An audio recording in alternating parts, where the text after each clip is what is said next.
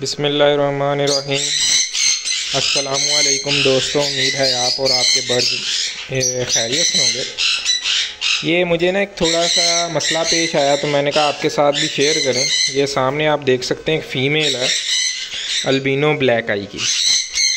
अच्छा, अब इसके साथ इशू ये हुआ कि मैंने ना ये जो अपने ब्रीडर पेयर्स थे ना उन सबको और फोस्टर पेयर्स थे ना, इनको ये बड़े केज में ये 4x2x2 का है, बल्कि 4 2.5 का है। तो इनमें मैंने पेयर शिफ्ट किए थे, तो ये टोटल 16 पीस थे, यानी 8 पेयर। अब मसला ये बना है कि बर्ड्स ने ना इसके ऊपर किया है अटैक, और इसकी जो लेफ़्ट साइड की आँख है ना वो डैमेज हो गई है, और इसका जो दायां पाँव है ना वो डैमेज हो गया। तो अल्लाह का शुक्र है कि इसको मारने से पहले मैंने इसको देख लिया और इसको अलग कर लिया था। काफ़ी ज़्यादा ही नुकसान इसका हो चुका था, अभी पकड़ के भी आपको दिखाऊंगा।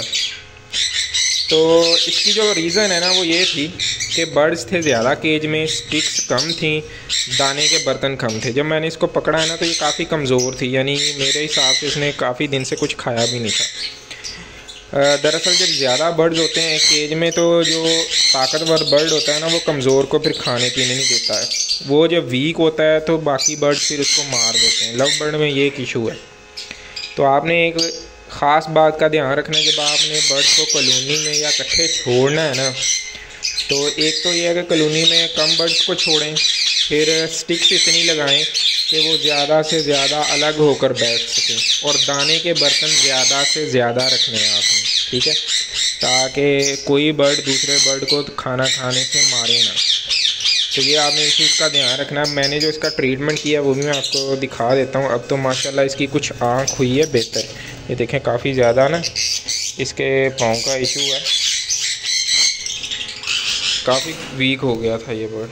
ये मैं इसकी आँख आपको भी, ये तो है जो सही साइड है, ठीक है जी, और ये साइड है जी, ये मैं आपको दिखाता हूँ।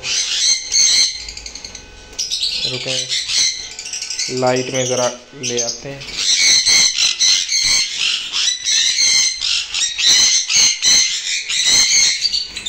ये देखिए, अब तो इसने आँख खोली है ना, पहले इसकी आँख पूरी स्वेल हो चुकी थी, ठीक है, और इसको नज़र भी कुछ नहीं आता था, बिल्कुल जैसे मेरे हिसाब से तो एंड ही था। अब ये है कि इसको मैंने एक दिन फीड दी है, ठीक है, फिटाकस की हैंड फीड है, वो मैंने इसको करवाई है। अभी माशाल्लाह इसने थोड़ा बहुत दाना भी खाया है। तो एक बात आपने ध्यान रखनी है, ऐसा बर्ड जो होता है ना जिसकी मारा हुआ होता है, कमज़ोर हो गया होता है, उसको आपने हैंड फीड बड़े एहतियात से और सब्र से देनी पड़ती है, क्योंकि ये बच्चों की तरह नॉर्मली आराम से फीड नहीं लेते, और ये ज़्यादा नहीं लेते। ये एक टाइम में सिर्फ 2 से 3 सीसी आपने फीड देनी है, इससे ज़्यादा नहीं देनी।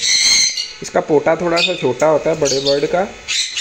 वो तेरा पला बंदी काट भी बहुत बुरी थी। इसको फ़िलहाल मैं अंदर छोड़ देता हूँ, बाद में मैंने इसके आई ड्रॉप डालने तो वो भी मैं डाल दूँगा। अभी माशाल्लाह ये काफ़ी एक्टिव हो चुका है। ये इसका पंजा था काफ़ी डैमेज है, काफ़ी बेहतर हो गया। ये देखें, पहले तो ये मुझे था कि इसने 1-2 घंटे निकालने और एक्सपायर हो जाना। तो बात कर रहा था मैं फ़ीड की, तो फीड आपने इसको 2 से 3 सीसी मेजर करके सरिंज से देनी, इससे ज़्यादा नहीं देनी, वरना ये उगल देगा और इसकी सांस की नाली में बड़े बर्ड की जाती है और वो एक्सपायर हो जाता है। तो बड़े बर्ड की फीड का आपने ये एक ध्यान रखना है। तो ये मेरे पास एक इशू आया था, ठीक है, और इसकी आई ट्रीटमेंट के लिए मैं ये ड्रॉप्स दे रहा हूँ, ये भी मैं आपको दिखा देता हूँ। ये ठीक है, एक ड्रॉप मैं सुबह देता हूँ और एक मैं शाम को देता हूँ। माशाल्लाह बहुत बेहतर है। ये जितना इसकी सिचुएशन ख़राब हो गई थी उसी साल से ये 80% रिकवर हो चुका है माशाल्लाह। तो आपने ये ध्यान रखना है। बाकी मैंने अल्बिनोस के पीस हैं वो भी अलग कर लिए हैं, वो मैंने जो 4-5 थे वो इधर छोड़े हुए हैं, ठीक है, और अब उस स्टेज में मैंने सिर्फ अपने पोस्टर पेयर ही रखे हैं। तो आपने ये कॉलोनी में जो बर्ड्स छोड़ने हैं ना अपने ब्रीडर, तो ये थोड़ा सा आपने एहतियात करनी है, वरना आपका नुकसान हो सकता है। ये बड़े अग्रेसिव हो जाते हैं और जो वीक बर्ड होता है उसको तो फौरी मार के खा जाते हैं। तो उम्मीद है ये वीडियो आपको पसंद आई होगी। इंशाल्लाह आप इस पे अमल कीजिए तो आपका नुकसान होने से बच जाएगा। तो वीडियो को लाइक और शेयर ज़रूर कीजिएगा, चैनल को भी सब्सक्राइब कीजिएगा। अल्लाह हाफ़िज़।